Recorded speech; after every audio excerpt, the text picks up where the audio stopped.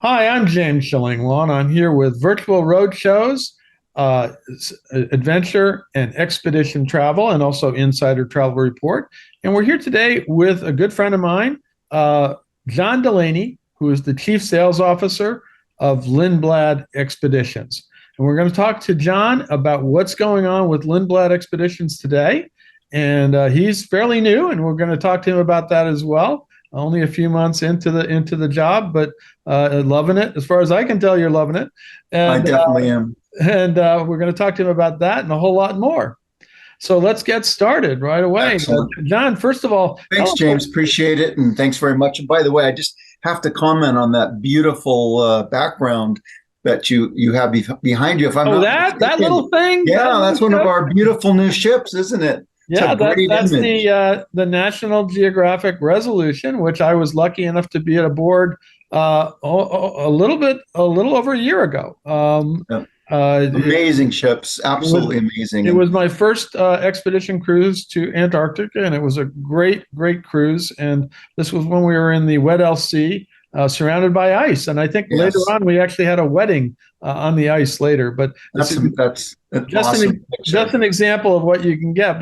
Let's tell us a little bit about Lindblad Expeditions today. How many ships do you have, and where are they located? Yeah, James, we have 15 different ships, and they're literally located all over the world. I mean, we are on every continent. So, you joined us in Antarctica, where this beautiful backdrop that you have was taken. By the way, that's one of the really fun features of our new ships. If you look at that X bow, these Yeah, ships have right there, right here. yeah, they have the strongest ice classification in the industry. So they're literally able to go in and break ice, just like you were able to experience. And people don't have to get into a Zodiac to get on shore or get onto the ice. They can literally walk right off the ship. It's pretty amazing. But back to your question, we truly are a global brand.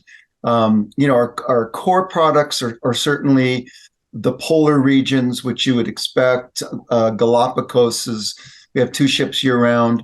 We do an incredible Alaska program, which I'll talk about a little bit more. But then we're places very exotic and fun places like the Mekong River in Cambodia and Vietnam, the Nile, in Egypt, and the Amazon in South America. So wherever wherever there is geography that lends itself well to our style of expedition product, we're there.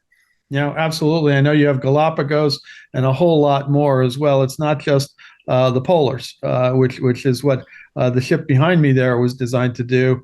And actually, I did experience a little bit of that ice breaking myself, as we had to get out of that ice flow all around us. And when I asked the captain, I said, "So how did you know we could get out of it?" And he looked at me strangely and he said, "I wasn't sure I could."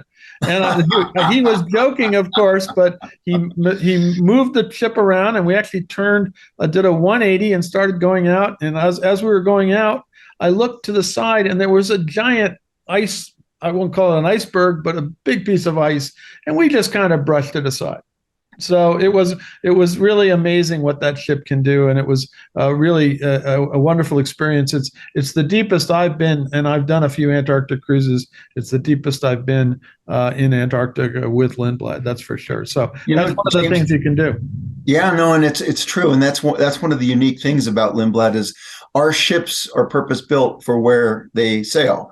So what you just mentioned is a perfect example of that. And by the way, Lindblad also has the highest number of ice classified captains in the industry Oh, as well, wow. because we have such a strong presence there. But having the right hardware, the right ship in the right place is really a key to what we do. No, absolutely. And let's talk a little bit about the heritage and the history of Lindblad Expeditions. Obviously, its founder, famous Lars Eric Lindblad, and now Yes. your current, Sven Lindblad, who's really the dean of expedition travel. James, it is so authentic and is so much in our DNA, and it comes from Sven and his father. I mean, many folks don't know, but Lars Eric was the first person to ever take guests, normal people like you or I, to Antarctica on a vessel that he chartered, and this was way back in 1966. Wow. And then he followed that a year later in 67 with the Galapagos. And his mission at the time is still in our DNA, and his mission was, he had a belief that if you take people to these pristine, beautiful places in the world, it will inspire them to want to preserve them, to save these places. And it's really shaped our company culture, our sustainability footprint, how we do things, why we do things. And I have to say that for me, it's been one of the most enjoyable aspects of joining Lindblad is to see how authentic and passionate people are in the Lindblad organization about that mission and what we do and why we do it and what Sven and his father started. No, absolutely, and it is an amazing story. Now let's get back to some of the itineraries you offer, and we did talk a little bit about Antarctica and the Arctic. But if people think, oh, it's just one itinerary, you got several, both in Antarctica and the Arctic, especially for upcoming for this year, 2023, and into 24, I believe. Yes, we really do. In fact, it's one of the things that I think is a true selling point and a real differentiator about Lindblad. We have over 20 itineraries, polar itineraries, and it really runs the full gamut, James. I mean, it can be a short 14-day pure Antarctic focus round trip Ushuaia, or it could be as in-depth as we have an incredible epic Antarctica sailing that is 35 days that sails from Ushuaia to New Zealand, where you really get to see an enormous amount of the coastline of Antarctica. As you know, most of the cruise lines just touch the peninsula. Right. Well, this gives folks a chance to really get an in-depth exploration. And, on the other pole, many different options. We've got a fantastic sailing that really covers the west coast of Greenland, where a lot of these small villages are, where people, the residents actually live, but also amazing glacial fjords and wildlife, and the opportunities just for seeing marine life and what have you are incredible. And as well as the Northwest Passage. And yeah, I think that's always a great one. Yeah, that's I've never done it, but it sounds an amazing across the top of Canada there. Yeah, I mean, truly, what tiny percentage of the people will ever get to see that part of the world, but it's an amazing part of the world. And one of the things I love about Lindblad is that we give our captains and the expedition leaders the flexibility to adapt the itinerary based on the conditions. So, what are the best wildlife viewings? Where's the best ice? Where can we really deliver the best experience? And a good example of that was earlier this year on a Northwest Passage. The ship came in viewing range of a pod of hundreds of narwhals. Wow! I actually think it may be the largest sighting of narwhals that has ever been made in a single viewing like that. The video and what have you from that is just incredible. But so the ship was able to, we had the flexibility to stop and spend a few hours in that incredible environment with these amazing, they call them the unicorns of the ocean. They're quite remarkable. So that's the type of thing. Our flexibility makes a big difference. James, another real differentiator is we've purposely kept our ships small. Right. And that's important in a place like Antarctica, because instead of offering one landing a day, we're able to offer multiple landings per day. It's much easier when you're just, getting 130 people on and off a vessel to be able to offer those shorter and more frequent experiences. Yeah, and absolutely. And we had, it was a very small. And of course, I did it. We were just coming out of COVID, so there might have been even fewer people than normal on my cruise last February. Yeah. Now, we did touch on this at least because everybody thinks Antarctica, Arctic, but as you mentioned earlier, you go to a lot of other places. Galapagos, as you mentioned, was one of the first, but you go to a ton of other places. I was actually surprised when you said we go to the Nile, we go to the Mekong, we go to places like that. So talk a little bit about all those other places for expeditions. Absolutely. So I'll start with Alaska. Alaska is an incredible destination. I could sail there every year. It's also for travel advisors. It's a great new to cruise type of client. So if a travel advisor is trying to bring somebody into the cruise experience, Alaska is a really good product for that. And the 4 ships that we have and operate up in Alaska are U.S. flagged vessels. Mm-hmm. And I bring that up because what that means is we don't have to go to Canada. Right. We literally can spend all of our time in Alaska. So folks are going to get a much more in-depth experience when they sail with Lindblad in that part of the world.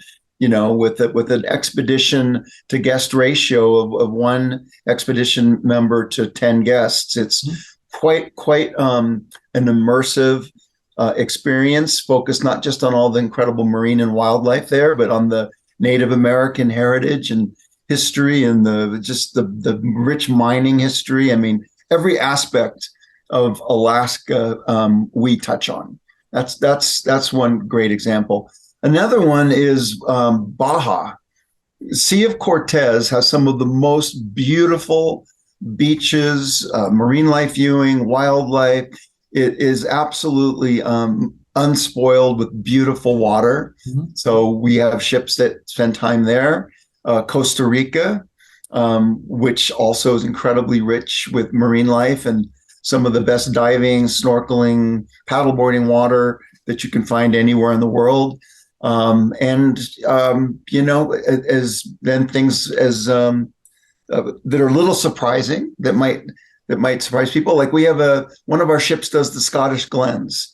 So the incredible that sounds wonderful. Yeah. Yes, the incredible fjords and circumnavigating some of the small isles up in Scotland. So I mean, we really are everywhere. When I say everywhere. No, it is amazing, and you really got to look into that because there's a lot more you can sell your clients on than just Antarctica. I mean, they'll get there eventually, believe me, and hopefully they'll get there with you because you do offer an amazing product. Now, let's talk a little bit about the relationship with National Geographic. And obviously, I don't know if all your ships are branded National Geographic, but many are doing that. What is that relationship, and why do you use the National Geographic name?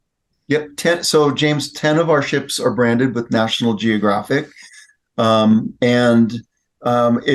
an incredibly powerful partnership. I mean, we have so much value on it.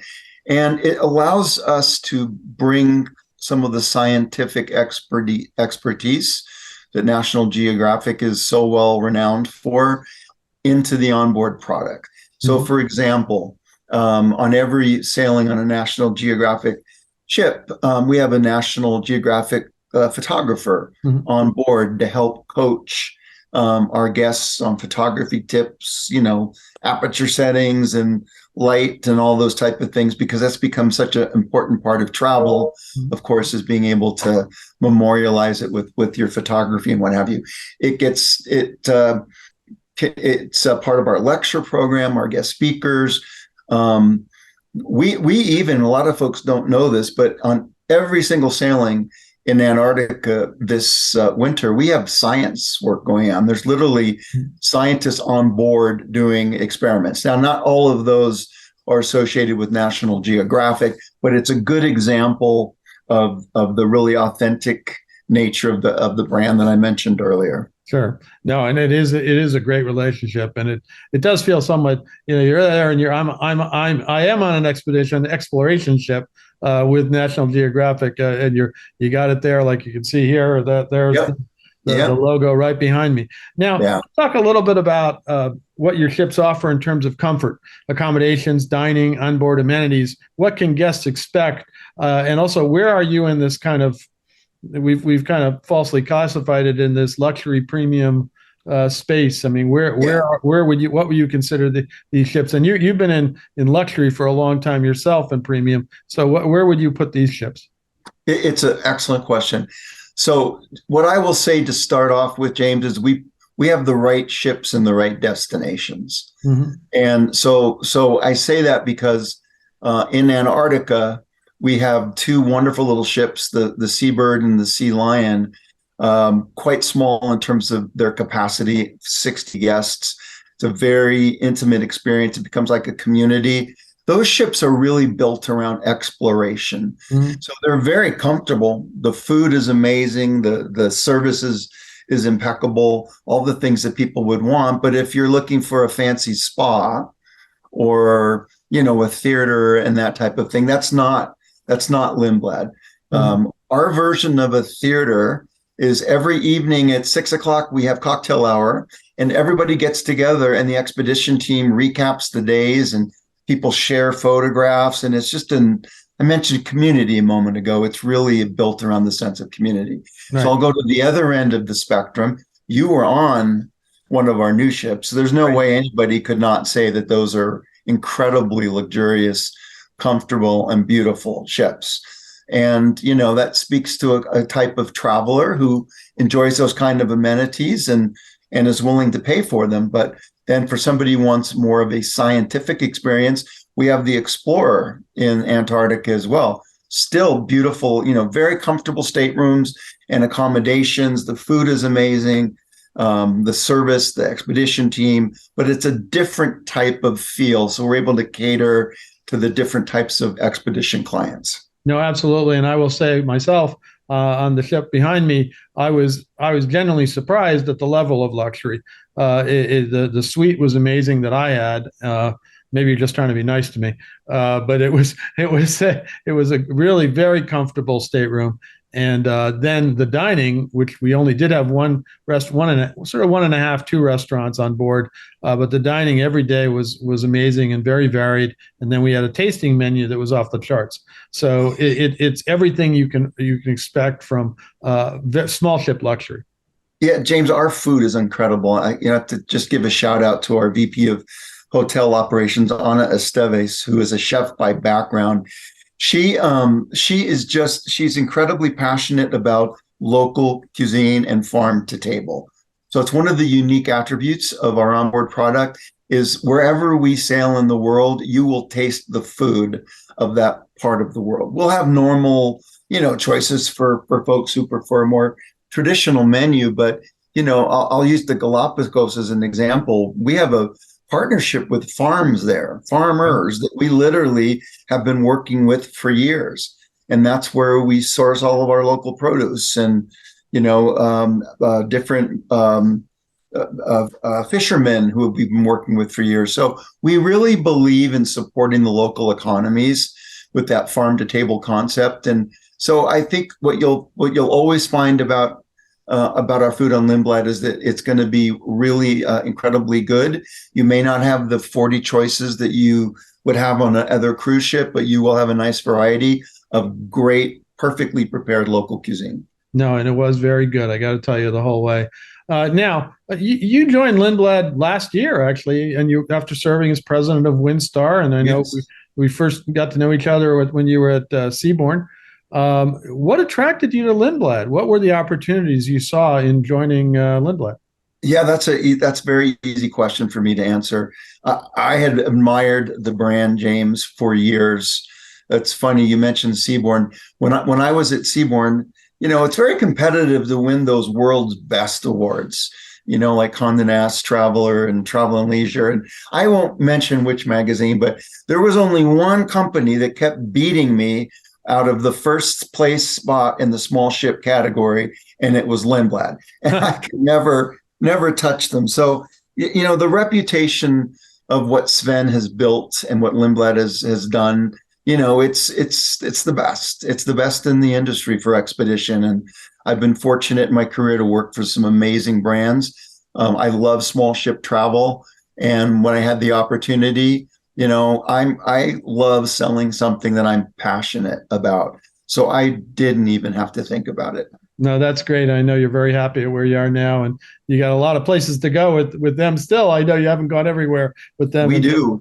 You go everywhere. So now you have to get on those ships and go everywhere and find out. And you and I have traveled together on some wonderful sailings. We'll have to figure out a chance to get you out there with us and sail someplace really fun. Well, just say the word. I'm there. And let's talk a little bit about how travel advisors can best sell Lindblad expeditions today. What are the keys to selling Lindblad? And I know you had some news recently where you are going to really help to support your sales team and things like that, right? Yeah, so very, very much so. So we did announce, of course, a couple of very high-level new team members joining our sales department, which we're quite excited about. But that's just the beginning of a whole new initiative that we're going to be talking about a little bit later in January. But it's a very big initiative.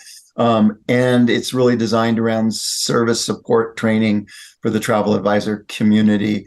We already have a fantastic training program called Expedition 360.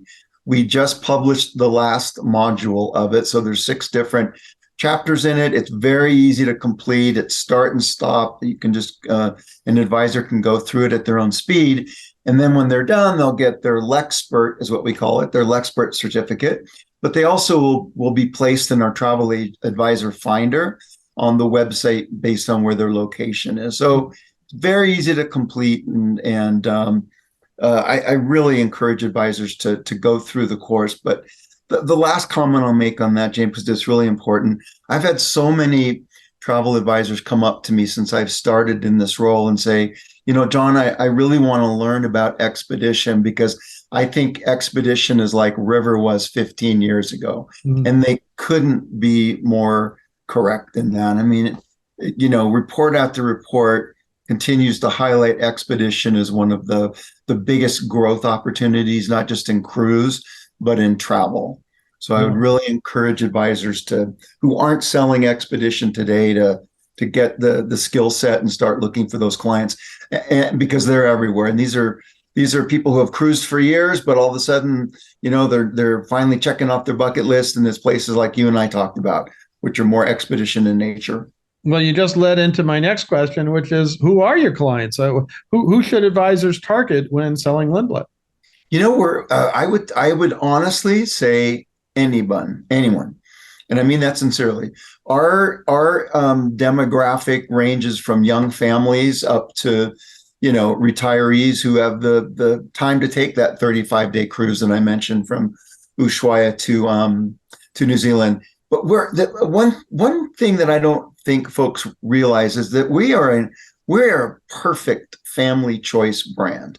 We have a whole program developed with National Geographic called National Geographic Global Explorers. Mm-hmm. And it's a variety of different fun activities, science-type activities that have been designed for kids on board sailing with us. And even for older kids, something as fun as learning how to drive a Zodiac. Mm-hmm. So we really are a perfect brand, family brand. But there's not an age group that's not represented on our ships, James. I mean, it tends to be people who travel a lot, who like adventure, who are fairly active. And for them, for our clientele, the first and foremost thing of importance to them is the destination itself. Right. And how they see it. Yeah, well, absolutely. And believe me, your destinations are very important. Now, let's talk a little bit about the closing question, I guess, is saying, is there anything else you want to tell our advisors out there? We're doing the ones that are attending this show are ones that have specifically expressed interest in adventure and expedition travel. It's a subset of our 110,000 travel advisors. So there are several thousand of these. And so they're real. They want to be here. They want to see, as you mentioned, there's tremendous interest in the category in expedition cruising, like River was a few years ago. So, is there anything else you want to tell them, especially about those who really want to specialize in expedition cruising, about Lindblad and about expedition cruising? Yes, I mean, I would just close by kind of reiterating maybe what I said earlier.